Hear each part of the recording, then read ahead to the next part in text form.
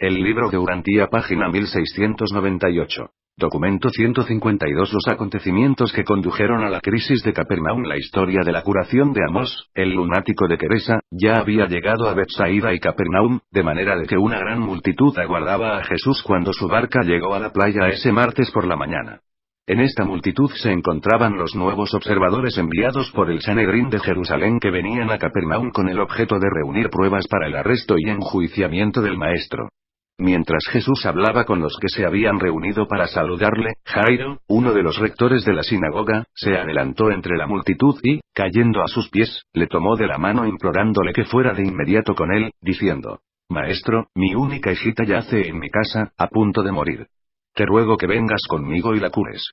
Cuando Jesús escuchó la petición de este padre, dijo: Iré contigo. Mientras Jesús iba con Jairo, y la gran multitud que había oído el ruego de ese padre los seguía para ver qué pasaría. Poco antes de llegar a la casa del rector, mientras caminaban deprisa por una calle estrecha y la muchedumbre lo empujaba, Jesús se detuvo de pronto, exclamando: Alguien me ha tocado. Cuando los que estaban junto a él negaron haberlo tocado, Pedro habló: Maestro, bien puedes ver que el gentío nos atropella hasta casi aplastarnos, y sin embargo tú dices alguien me ha tocado. ¿Qué quieres decir? Entonces dijo Jesús: Pregunté quién me tocó, porque percibí emanar de mí la energía de vida. Al mirar Jesús a su alrededor, su mirada cayó sobre una mujer allí próxima, quien, adelantándose, se arrodilló a sus pies y dijo: Hace años que me aflige una hemorragia flagelante. Muchas cosas he sufrido de muchos médicos. Gasté toda mi fortuna, pero nadie ha podido curarme. Entonces escuché hablar de ti, y pensé que si tan solo pudiera tocar el ruedo de tu manto, con toda seguridad me curaría. Así pues me abrí paso entre el gentío que te sigue hasta llegar junto a ti, Maestro, y toqué el ruedo de tu manto, y fui curada. He sido curada de mi aflicción. Cuando Jesús escuchó esto, tomó a la mujer de la mano y, levantándola, dijo: Hija, tu fe te ha curado. Vete en paz. Era su fe y no su toque lo que la había curado. Este caso es una buena ilustración de muchas curas aparentemente milagrosas que acompañaron la carrera terrenal de Jesús, pero que no mandó conscientemente que pasarán en sentido alguno. El paso del tiempo demostró que esta mujer estaba realmente curada de su enfermedad. Su fe era el tipo de fe que se hacía directamente del poder creador contenido en la persona del Maestro. Con la fe que ella tenía, tan solo bastaba con que se acercase a la persona del Maestro. No hacía falta de ninguna manera tocar su manto. Esa era tan solo la parte supersticiosa de su creencia. Jesús llamó a esta mujer, Verónica de Cesarea de Filipo, ante su página 1699 presencia para corregir dos errores que podrían haberse alojado en su mente, o en la mente de los que habían presenciado esta cura. No quería que Verónica se fuera pensando que su temor de pedir, manifestado en el intento de robar la cura, había surtido efecto, ni que su idea supersticiosa de tocar el manto de Jesús para curarse tuviera algo que ver con su curación. Deseaba que todos supieran que era su fe pura y viviente la que había forjado la cura. 1.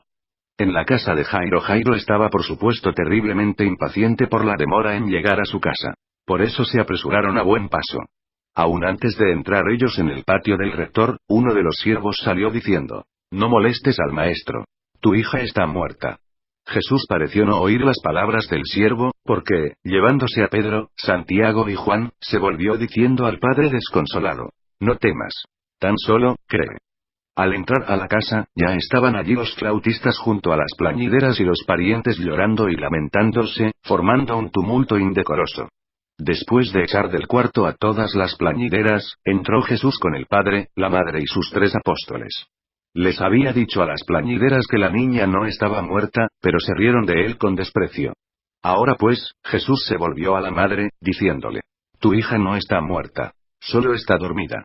Y cuando se hubo tranquilizado la casa, Jesús, acercándose al lecho de la niña, la tomó de la mano y dijo: Hija, escúchame, despiértate y levántate. Cuando la niña escuchó esas palabras, inmediatamente se levantó y caminó por el cuarto. Una vez que la niña se hubo recuperado del aturdimiento, Jesús indicó que le trajeran algo de comer porque no había tomado alimento por mucho tiempo. Como había en Capernaum mucha turbulencia en contra de Jesús, reunió a la familia y les explicó que la niña había caído en un coma después de una fiebre persistente, y que él no la había rescatado de la muerte sino que la había despertado. Asimismo explicó todo esto a sus apóstoles, pero fue en vano. Todos ellos creyeron que había rescatado a la niña de los muertos. Lo que dijera Jesús para explicar muchos de estos milagros aparentes surtía poco efecto sobre sus seguidores. Los milagros los fascinaban, y no perdían la oportunidad de atribuirle otro portento a Jesús. Jesús y los apóstoles retornaron a Betsaida después de que él exhortara específicamente a todos ellos de que nada dijeran a ningún hombre sobre este acontecimiento. Cuando salió de la casa de Jairo, 2 ciegos conducidos por un muchacho mudo lo siguieron clamando que los curara. En esta época, la reputación de Jesús como curador estaba en su apogeo. Fuera donde fuese, ahí lo esperaban enfermos y afligidos.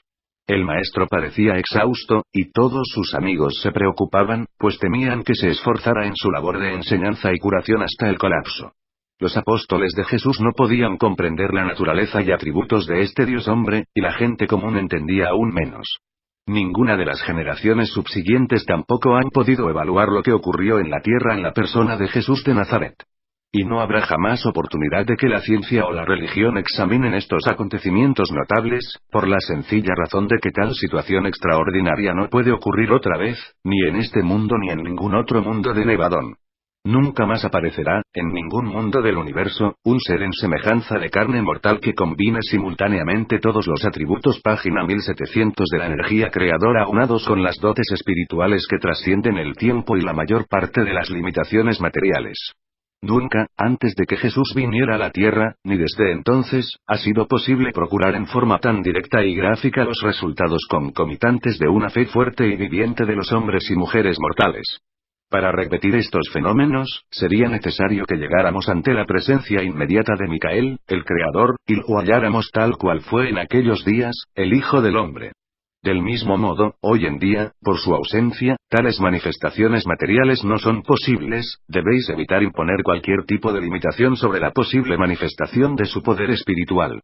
Aunque el Maestro esté ausente como ser material, está presente como influencia espiritual en el corazón de los hombres. Jesús posibilitó, mediante su partida de este mundo, que su espíritu viviera junto con el de su Padre que reside en la mente de toda la humanidad. 2.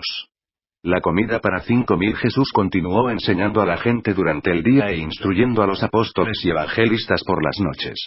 El viernes decretó una semana de vacaciones para que sus seguidores pudieran volver a sus casas o visitar sus amigos por unos días, antes de prepararse para ir a Jerusalén para la Pascua.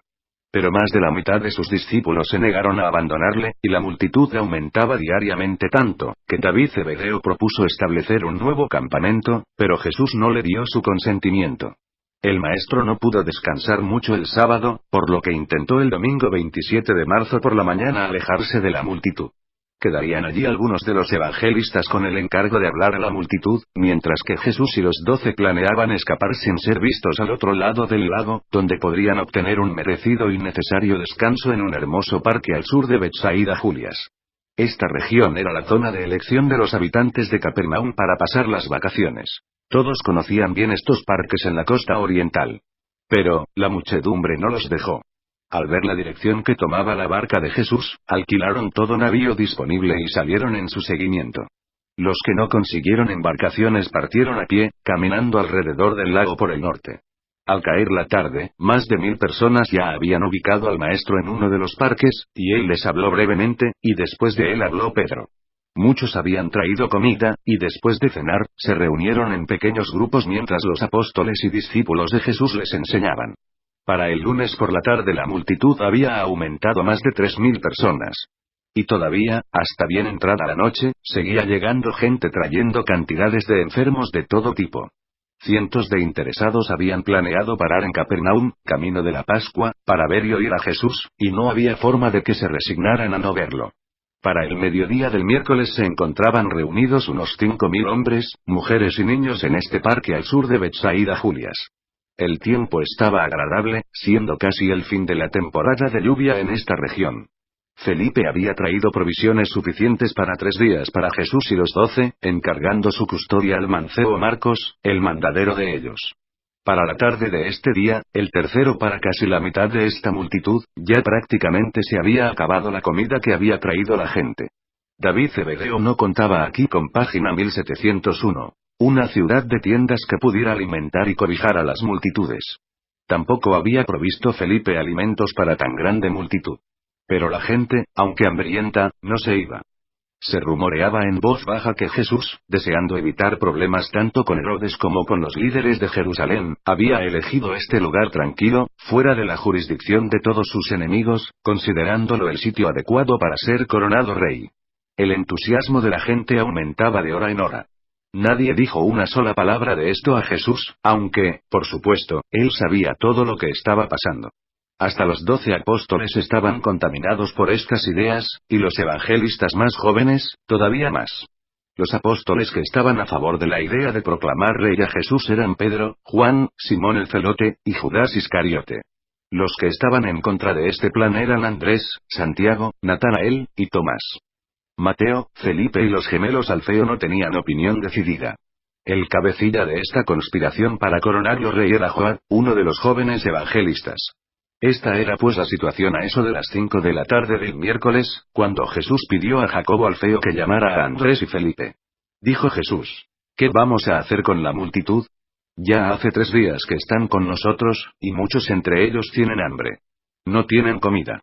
Felipe y Andrés se intercambiaron una mirada, y entonces Felipe contestó: Maestro, deberías despedir a esta gente para que vayan a las aldeas cercanas y se compren alimentos. Andrés, que temía se materializara la confabulación para coronar rey a Jesús, inmediatamente se puso de parte de Felipe, diciendo: Sí, maestro, pienso que lo mejor sería que disuelvas la asamblea para que esta gente se vaya por su camino y consiga comida, mientras tú reposas una temporada. A esta altura se habían acercado al grupo otros de los 12. Entonces dijo Jesús: Pero no deseo despedirlos hambrientos. ¿Acaso no podéis alimentarlos? Esto fue demasiado para Felipe, que inmediatamente contestó: Maestro, en este lugar de campo, ¿a dónde hemos de comprar pan para esta multitud en este sitio descampado? 200 denarios no bastarían para el almuerzo. Antes de que los apóstoles tuvieran la oportunidad de expresarse, Jesús se volvió a Andrés y Felipe, diciendo: No quiero despedir a esta gente. Están aquí, como ovejas sin pastor. Me gustaría alimentarlos. ¿Qué tenemos de comer? Mientras Felipe conversaba con Mateo y Judas, Andrés llamó al mancebo Marcos para determinar cuánto quedaba de sus provisiones. Volvió a Jesús, diciendo: El muchacho tan solo tiene 5 panes de cebada y 2 pescados secos, y Pedro inmediatamente agregó: Aún no hemos comido esta noche. Por un momento estuvo Jesús en silencio. Había en sus ojos una expresión lejana. Los apóstoles nada dijeron. Jesús se volvió repentinamente hacia Andrés y dijo: Tráeme los panes y los peces. Y cuando Andrés hubo traído la canasta a Jesús, el maestro dijo: Ordenad a la gente que se siente en el césped en grupos de 100 y que nombren un jefe para cada grupo, mientras vosotros traéis aquí a todos los evangelistas. Jesús tomó los panes en las manos, y después de haber dado las gracias, partió el pan y se lo dio a los apóstoles, quienes se lo pasaron a sus asociados, y quienes a su vez se lo llevaron a la multitud. De la misma manera partió Jesús y distribuyó los peces. Y esta multitud comió y fue saciada. Cuando terminaron de comer, Jesús dijo a los discípulos: Recoged los trozos que quedan para que nada se pierda. Cuando hubieron ellos terminado de juntar los pedazos, tenían 12 canastas llenas. Los que comieron de este extraordinario festín fueron unos 5.000 hombres, mujeres y niños. Página 1702. Este fue el primero y único milagro de la naturaleza que realizó Jesús por premeditación consciente. Es verdad que sus discípulos estaban dispuestos a llamar milagros muchas cosas que no lo eran, pero esta fue una ministración genuinamente sobrenatural. Se nos enseñó que en este caso, Micael multiplicó los elementos de la comida, tal como siempre lo hace, excepto que eliminó el factor tiempo y el canal vital visible. 3. El episodio de la coronación, este festín para las 5.000 personas, mediante la energía sobrenatural, fue otro de esos casos en los que la piedad humana se sumó al poder creador para dar como resultado lo que sucedió. Ya la multitud había sido saciada, y allí mismo y en ese instante la fama de Jesús tanto se acrecentó por este extraordinario portento, que la idea de apoderarse del Maestro y proclamarlo rey ya no necesitaba de ningún cabecilla. La idea pareció propagarse como un contagio entre la muchedumbre. La reacción de la multitud ante esta satisfacción repentina y espectacular de sus necesidades físicas fue profunda y sobrecogedora. Por mucho tiempo a los judíos se les había enseñado que el Mesías, el hijo de David, cuando viniera, inundaría la tierra, nuevamente, con leche y miel, y que el pan de la vida llovería sobre ellos como había supuestamente caído el maná del cielo sobre sus antepasados en el desierto. ¿Acaso todas estas expectativas no habían sido plenamente satisfechas ante sus ojos? Cuando esta multitud hambrienta y sin alimento se sació de alimento milagroso, tan solo hubo una reacción unánime. He aquí a nuestro rey. Había llegado el liberador portentoso de Israel. En los ojos de esta gente de mente sencilla, el poder de dar de comer llevaba en sí mismo el derecho al gobierno. No es pues de extrañar que la multitud, en cuanto terminó su festín, se puso de pie al unísono clamando: «Hacedlo rey». Este poderoso grito entusiasmó a Pedro y a los entre los apóstoles que aún mantenían la esperanza de que Jesús afirmara su derecho a gobernar. Pero, poco durarían estas falsas esperanzas. Aún se oían los ecos de este poderoso grito de la multitud que rebotaban de las rocas cercanas, cuando Jesús se trepó a una enorme piedra y, levantando la mano derecha para imponer silencio, dijo: «Hijitos míos, vosotros tenéis buenas intenciones, pero sois de vista corta y de mentalidad material». Hubo una corta pausa. Este fornido Galileo se erguía majestuoso contra el resplandor encantador del atardecer oriental. Cada centímetro de su semblante se veía verdaderamente como el de un rey mientras siguió hablando a la multitud, que lo contemplaba sin aliento. «Vosotros queréis hacerme rey, no porque vuestra alma se haya iluminado de una gran verdad, sino porque vuestro estómago está lleno de pan. ¿Cuántas veces os he dicho que mi reino no es de este mundo? Este reino del cielo que nosotros proclamamos es una hermandad espiritual, y ningún hombre gobierna sobre este reino sentado en un trono material. Mi Padre en el cielo es el omnisapiente y todopoderoso gobernante de esta hermandad espiritual de los hijos de Dios en la tierra. Es que tanto he fallado en revelaros al Padre de los espíritus, que vosotros queréis hacer de su Hijo en la carne un rey. Idos pues todos a casa. Si debéis tener rey, que el Padre de las luces sea coronado en el corazón de cada uno de vosotros como el espíritu gobernante de todas las cosas». Estas palabras de Jesús despidieron a la multitud, pasmada y desilusionada. Muchos de los que habían creído en él, se fueron y, a partir de ese día, ya no le siguieron. Los apóstoles estaban anonadados. Permanecieron de pie en silencio, reunidos alrededor de los 12 canastos llenos de trozos de comida. Solo el mandadero, el página 1703 Mancebo Marcos, dijo: «Y se negó a ser nuestro rey». Jesús, antes de irse por su cuenta a las colinas, se volvió hacia Andrés y dijo: «Lleva a tus hermanos de vuelta a la casa de Zebedeo y ora con ellos, especialmente por tu hermano, Simón Pedro». 4. La visión nocturna de Simón Pedro. Los apóstoles, sin su maestro, que los había enviado de vuelta solos, subieron a la barca y en silencio empezaron a remar hacia Betsaida, en la orilla occidental del lago. Ninguno de los 12 estaba más deprimido y anonadado que Simón Pedro. Apenas si se habló una palabra. Estaban todos pensando en el maestro, solo. En las colinas. ¿Acaso los había abandonado? Nunca antes los había enviado a todos de vuelta, negándose a volverse con ellos. ¿Qué significaba todo esto? La oscuridad descendió sobre ellos, porque soplaba un fuerte viento en contra que les impedía avanzar. A medida que pasaban las horas de oscuridad y duro remar, Pedro, agotado, cayó en un profundo sueño. Andrés y Santiago lo acarrearon al asiento acoginado en la popa de la barca. Mientras los demás apóstoles luchaban contra el viento y las olas, Pedro tuvo un sueño. Vio una visión de Jesús que se les acercaba caminando sobre el mar. Cuando ya parecía el maestro caminar pasando de largo junto a la barca, Pedro gritó: «Sálvanos, maestro, sálvanos». Los que estaban cerca de la popa de la barca le oyeron decir algunas de estas palabras. Continuó esta aparición nocturna en la mente de Pedro, y soñó que Jesús decía: «Estad de buen ánimo. Sí, soy yo. No temáis». Fue este como el bálsamo de Gilead para el alma atribulada de Pedro. Serenó su espíritu preocupado, de modo que en su sueño gritó al maestro: «Señor, si eres realmente tú, convídame a que camine contigo sobre las aguas». Y salió Pedro caminando sobre el agua, y las olas embravecidas lo asustaron, y a punto de hundirse, gritó: «Señor, sálvame». Muchos entre los 12 oyeron su grito. Entonces Pedro soñó que Jesús venía a rescatarlo y, dándole la mano, lo aferraba y lo levantaba, diciendo: «Oh, tú con tan poca fe, ¿por qué dudaste?». En relación con la última parte de su sueño, Pedro en realidad se levantó del asiento sobre el que dormía y salió de la barca al agua. Y despertó de su sueño cuando Andrés, Santiago y Juan corrieron a sacarlo del mar. Para Pedro, esta experiencia fue siempre real. Creía sinceramente que Jesús había venido durante la noche. Convenció solo parcialmente a Juan Marcos, lo cual explica por qué Marcos dejó de mencionar en su narrativa una porción de esta historia. Lucas, el médico, quien investigó cuidadosamente estos asuntos, concluyó que el episodio fue una visión de Pedro y por consiguiente se negó a incluir este relato en la preparación de su narrativa. 5. De vuelta en Betsaida el jueves por la mañana, antes del amanecer, echaron ancla cerca de la casa de Zebedeo y fueron a dormir hasta alrededor del mediodía. Andrés fue el primero en levantarse y, yéndose a caminar junto al mar, encontró a Jesús en compañía del muchacho mandadero, sentado en una piedra al borde del agua. Mientras muchos seguidores y jóvenes evangelistas buscaban a Jesús toda esa noche y buena parte del día siguiente por las colinas orientales, poco después de la medianoche él y el mancebo Marcos habían partido, caminando alrededor del lago y cruzando el río, de vuelta de Betsaida. Página 1704 de los 5000 que habían sido milagrosamente alimentados y que, con el estómago lleno y el corazón vacío, habían querido proclamarlo rey, solo unos 500 persistieron en seguirlo.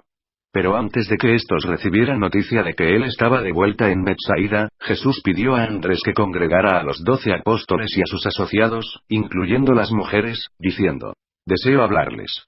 Y cuando todos estuvieron atentos, Jesús dijo: «¿Hasta cuándo tendré que teneros paciencia? ¿Es que sois todos débiles de comprensión espiritual y deficientes en fe viviente? Todos estos meses os he enseñado las verdades del reino, sin embargo os dejáis dominar por motivos materiales y no por consideraciones espirituales. ¿Es que no habéis leído siquiera en las Escrituras, allí donde Moisés exhorta a los hijos descreídos de Israel, diciendo: «No temáis, estad firmes y ved la salvación del Señor»? Dijo el cantor: «Confiad en el Señor. Sé paciente, aguarda al Señor, ten ánimo. Él fortalecerá tu corazón. Echa sobre el Señor tu carga, y Él te sustentará. Confiad en Él en todo tiempo y derramad delante de Él vuestro corazón, porque Dios es vuestro refugio. El que habita en el lugar secreto del Altísimo, morará bajo la sombra del Todopoderoso. Mejor es confiar en el Señor que confiar en los príncipes humanos, ¿no veis acaso que el producir milagros y el hacer prodigios materiales no ganan almas para el reino espiritual? Nosotros saciamos a la multitud, pero eso no los condujo a tener hambre por el pan de la vida ni sed por las aguas de la rectitud espiritual. Cuando su hambre fue saciada, no buscaron entrar en el reino del cielo, sino más bien quisieron proclamar rey al Hijo del Hombre, a la manera de los reyes de este mundo, solo porque quieren seguir comiendo pan sin tener que ganárselo con el sudor de la frente. Y todo esto, en lo que muchos entre vosotros participasteis en mayor o menor grado, nada hace por revelar el Padre Celestial o por adelantar su reino en la tierra. ¿Acaso no tenemos suficientes enemigos entre los líderes religiosos del país sin necesidad de enemistarnos también con los potentados civiles por nuestras acciones? Oro porque mi Padre unja vuestros ojos para que podáis ver y abra vuestros oídos para que podáis oír, para que lleguéis a tener fe plena en el Evangelio que os he enseñado. Jesús anunció luego que deseaba retirarse por unos días para descansar con sus apóstoles, antes de aprontarse para ir a Jerusalén para la Pascua, y prohibió a los discípulos y a la multitud que lo siguieran. Así pues, se embarcaron a la región de Genesaret para reposar y dormir. Jesús se estaba preparando para la gran crisis de su vida en la tierra, y por lo tanto pasó mucho tiempo en comunión con su Padre en el cielo. La nueva de la comida a los 5000 y del intento de coronar a Jesús despertó gran curiosidad y aumentó el temor de los líderes religiosos y de los gobernantes civiles a lo largo y a lo ancho de Galilea y Judea.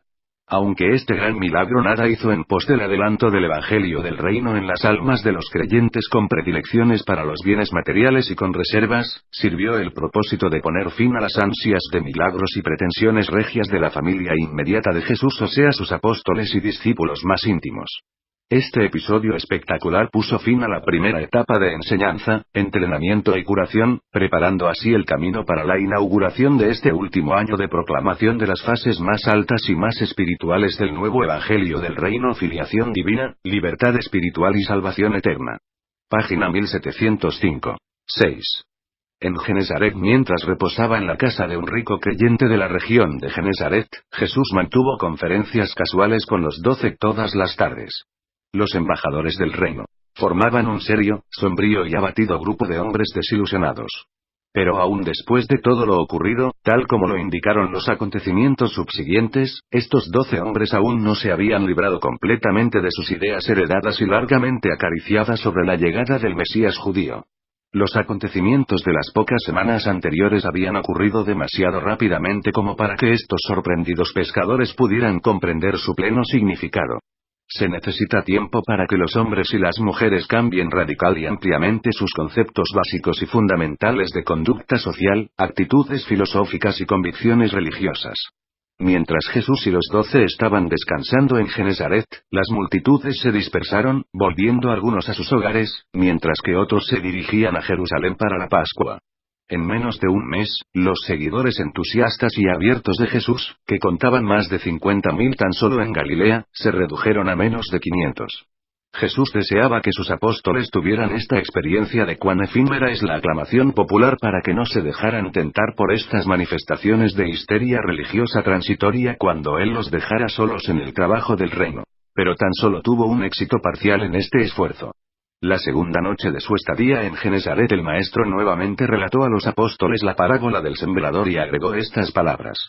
Como podéis ver, hijitos míos, el llamado a los sentimientos humanos es transitorio y totalmente descorazonador. Apelar exclusivamente al intelecto del hombre es práctica igualmente vacía y estéril. Solo si apeláis al espíritu que vive dentro de la mente humana, podéis esperar éxito duradero, realizar esas maravillosas transformaciones del carácter humano que efectivamente se manifiestan en abundantes frutos genuinos del espíritu, en la vida diaria de todos los que así son liberados de las tinieblas de la incertidumbre por el nacimiento del espíritu en la luz de la fe, el reino del cielo. Jesús enseñó que apelar a las emociones constituye una técnica para captar y enfocar la atención intelectual.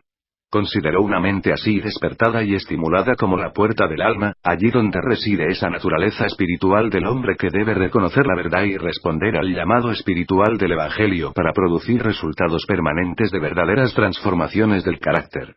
Así Jesús intentaba preparar a los apóstoles para un inminente cataclismo, la crisis de la actitud pública hacia él, que se desencadenaría en unos pocos días. Explicó a los 12 que los dirigentes religiosos de Jerusalén conspirarían con Herodes Antipas para tramar su destrucción. Los 12 comenzaron a comprender mejor, aunque no del todo, que Jesús no se sentaría en el trono de David. Vieron más plenamente que la verdad espiritual no progresaba mediante portentos materiales. Empezaron a darse cuenta de que el episodio de los 5.000 y el movimiento popular que quiso coronar rey a Jesús constituían el punto culminante de la expectativa de un pueblo en busca de milagros y prodigios y la cumbre de la ovación de Jesús por la plebe. Vagamente discernían y a duras penas anticipaban los tiempos de sacudida espiritual y adversidad cruel que se aproximaban. Estos 12 hombres lentamente despertaban a la comprensión de la verdadera Página 1706 realeza de su tarea como embajadores del reino, y comenzaron una fuerte preparación para las pruebas difíciles y sobrecogedoras del último año del ministerio del Maestro sobre la tierra. Antes de salir de Genesaret, Jesús los instruyó sobre el acontecimiento milagroso de los 5.000, diciéndoles precisamente por qué había emprendido esta extraordinaria manifestación de poder creativo y reiterándoles que, antes de dejarse llevar por su compasión por la multitud hambrienta, se había asegurado de que eso estaba de acuerdo con la voluntad del Padre. 7. En Jerusalén el domingo 3 de abril, Jesús, acompañado tan solo por los 12 apóstoles, comenzó desde Betsaida su viaje a Jerusalén. Para evitar las multitudes y para atraer tan poca atención como fuera posible, viajaron por Gerasa y Filadelfia. Les prohibió toda enseñanza pública en este viaje. Tampoco les permitió que enseñaran ni predicaran durante su estadía en Jerusalén. Llegaron a Betania, cerca de Jerusalén, tarde en la noche del miércoles 6 de abril. Esa noche la pasaron en la casa de Lázaro, Marta y María, pero al día siguiente se separaron. Jesús, con Juan, permaneció en la casa de un creyente llamado Simón, cerca de la casa de Lázaro en Betania. Judas Iscariote y Simón el Celote pararon con amigos en Jerusalén, mientras que el resto de los apóstoles residió, de dos, en diferentes casas. Jesús entró a Jerusalén solo una vez durante esta Pascua, y eso ocurrió en el gran día de la fiesta. Muchos de los creyentes de Jerusalén fueron traídos por Abner para reunirse con Jesús en Betania. Durante esta estadía en Jerusalén los 12 aprendieron cuán resentidos estaban los ánimos contra su maestro. Partieron de Jerusalén creyendo todos que estaba a punto de desencadenarse una crisis. El domingo 24 de abril, Jesús y los apóstoles partieron de Jerusalén en dirección a Betsaida, camino de las ciudades costales de Jope, Cesarea y Ptolemaida. Desde allí cruzaron por Ramá y Corazín a Betsaida, llegando el viernes 29 de abril. En cuanto llegaron, Jesús inmediatamente envió a Andrés a que solicitara permiso del rector de la sinagoga para hablar al día siguiente, que era sábado, en el servicio de la tarde. Bien sabía Jesús que esa sería la última vez que se le permitiría hablar en la sinagoga de Capernaum.